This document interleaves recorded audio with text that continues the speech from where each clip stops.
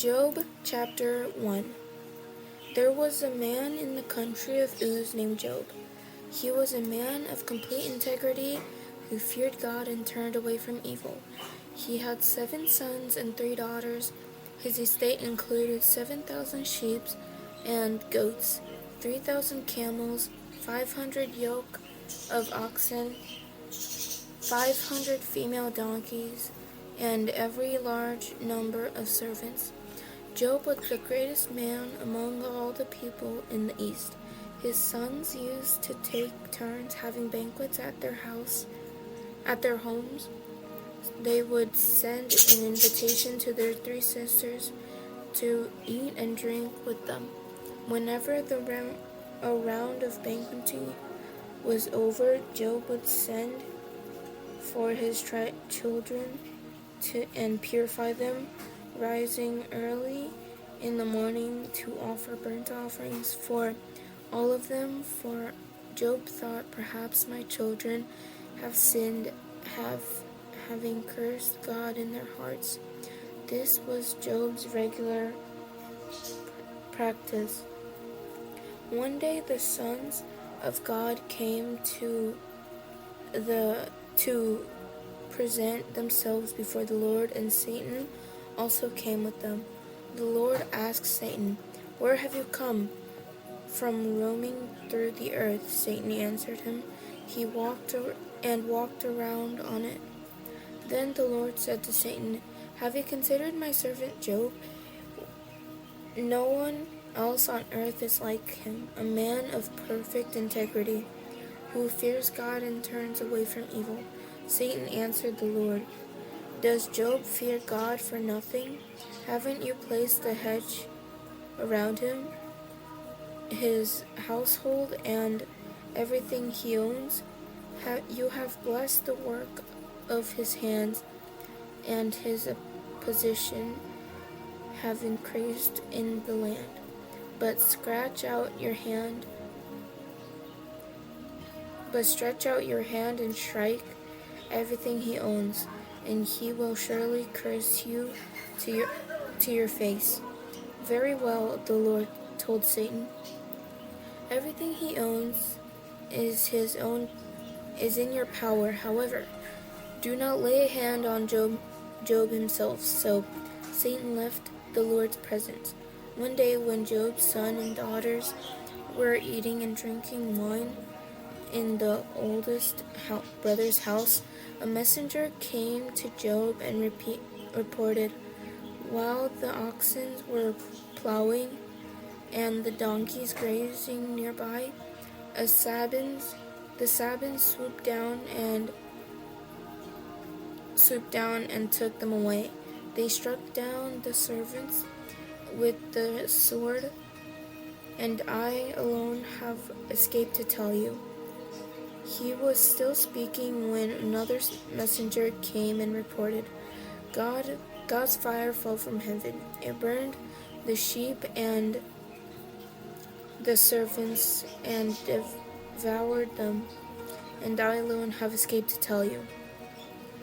That messenger was still speaking when yet another came and reported, the Chaldeans formed 3 bands, made a raid on the camels and took them away. They struck down the servants with the sword, and I alone have escaped to tell you. He was still speaking when another messenger came and reported, your sons and daughters were eating and drinking wine in their oldest brother's house. Suddenly a powerful wind swept in from the desert and struck the 4 corners of the house, collapsing.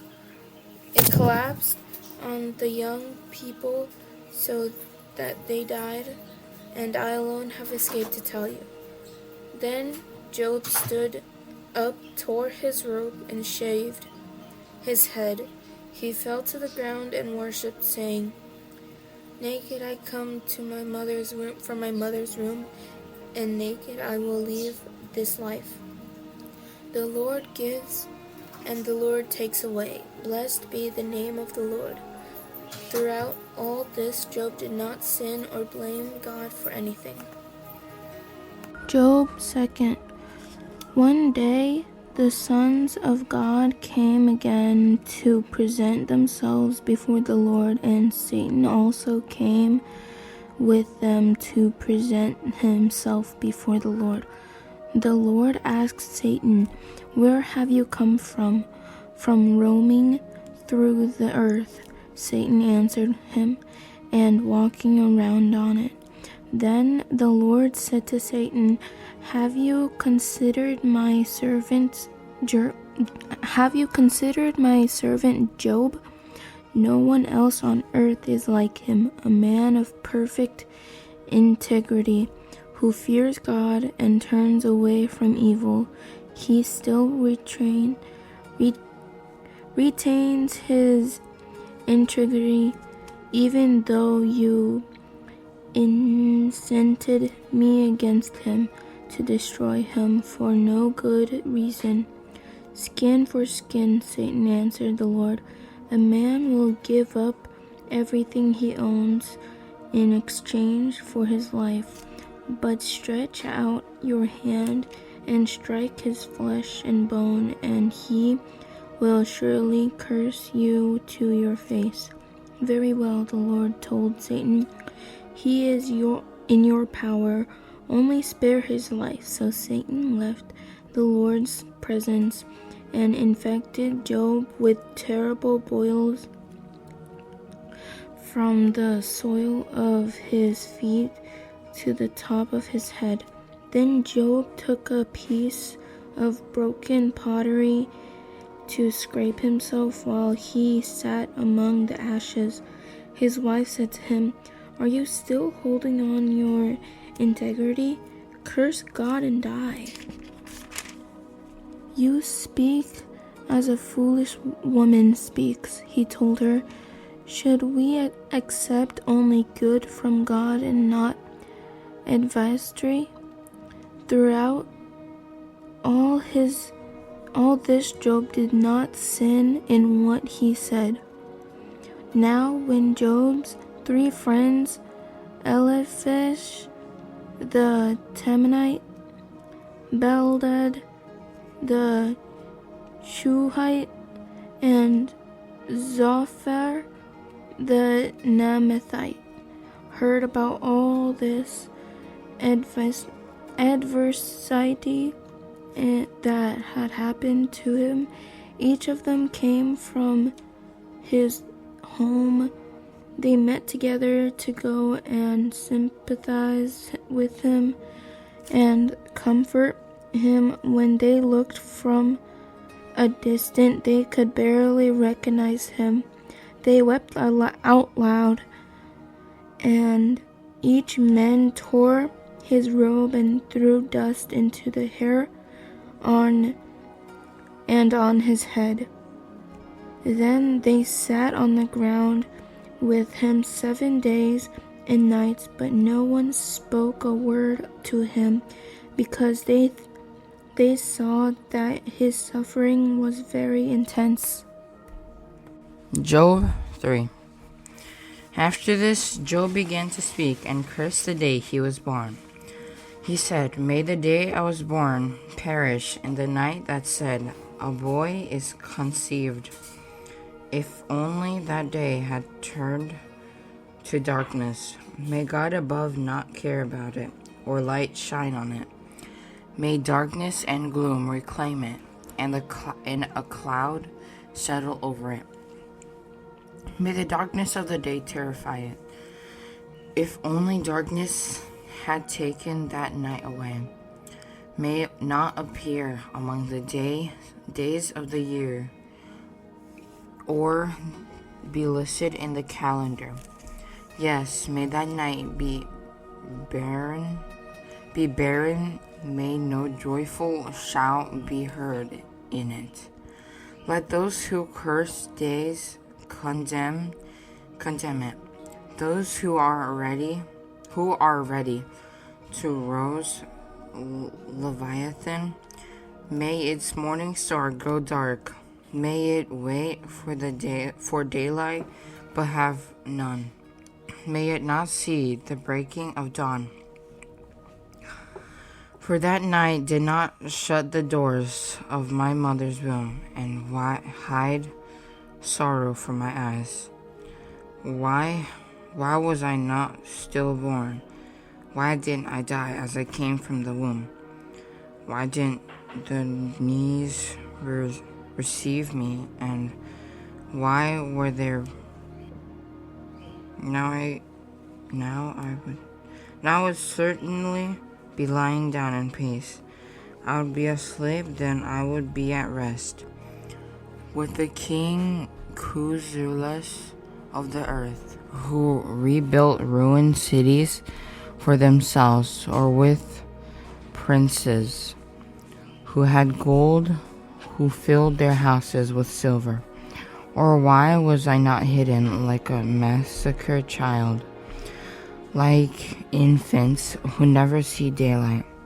Their wicked cease to make trouble, and there the weary find rest. The captives are completely at rest. They do not hear a taskmaster's voice. Both small and great are there,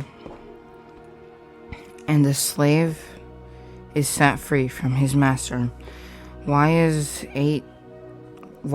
light given to one burdened with grief, and life to those whose existence is bitter, who wait for death, but it does not come, and search for it more than for hidden treasure, who are filled with much joy and are glad when they reach the grave? Why is life given to a man whose path is hidden, whom God has hedged in a sigh when food is put before me, and my groans pour out like water? For the things I feared has overtaken me, and what I dreaded has happened to me. I cannot relax or be calm. I have no rest, for turmoil has come. Job 4. Then Eliphaz the Temanite replied, Should anyone try to speak with you when you are exhausted? Yet who can keep from speaking? Indeed, you are instructed many and have strengthened weak hands. Your words have steadied the one who was stumbling, and braced the knees that were buckling. But now that this has happened to you, you have become exhausted. It strikes you, and you are dismayed. Isn't your pity your confidence, and the integrity of your life your hope? Consider who has perished when he was innocent. Where have the honest been destroyed in my experience? Those who plow injustice and those who sow trouble repeat the same.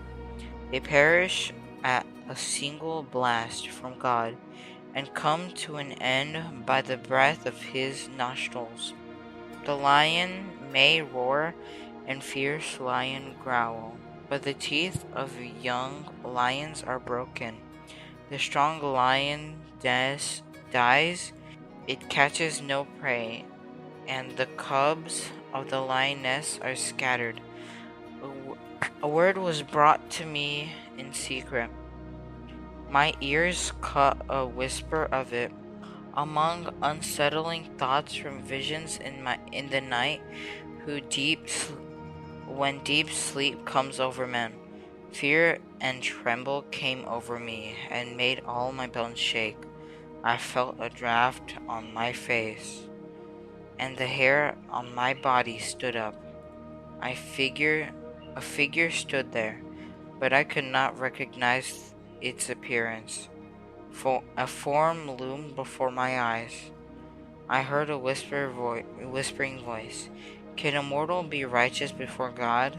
Can a man be more pure than his Maker? If God puts no trust in his servants, and he charges his angels